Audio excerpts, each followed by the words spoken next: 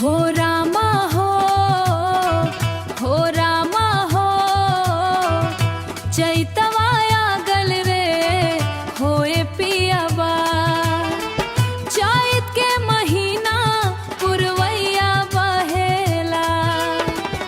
आमवा के मंजर मनवा मोहेला कोई बोले डार डार पिया आवना अंगनवा लागे नाही जिया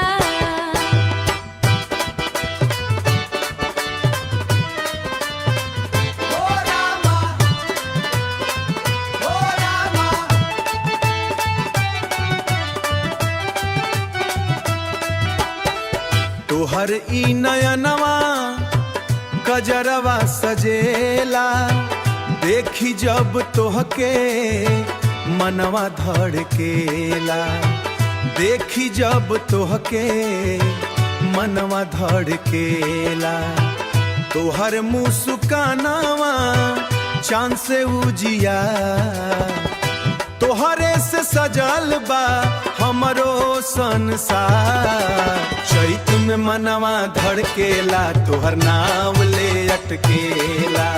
तोरा बिना लागे गे सुना बहार तोहर नाव ले ले अटकेला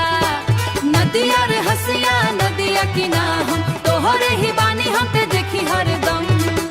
बेचूड़ी खन केला प्रीत के ताल गाल पे चढ़ल बा चैत के लाल कजरवा आजा हो पिया तोहरे बिना अब लागे नदिया तोहर चाल सजनी लागे कमाल नजरिया मिलल त भइल बवाल घुंघरू बोलेला मीठ मीठ बोलो एक बेर हंसदा